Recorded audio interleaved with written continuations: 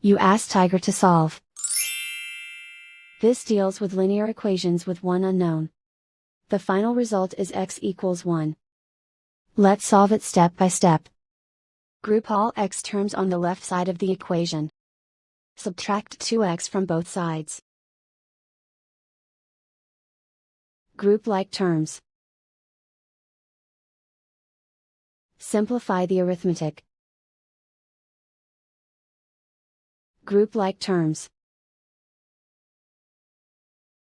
Simplify the arithmetic.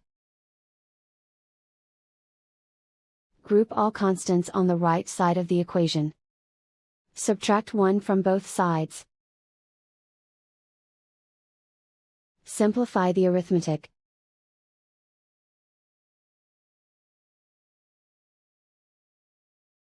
Isolate the x.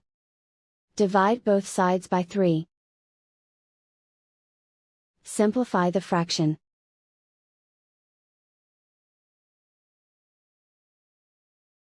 And so the final result is x equals 1.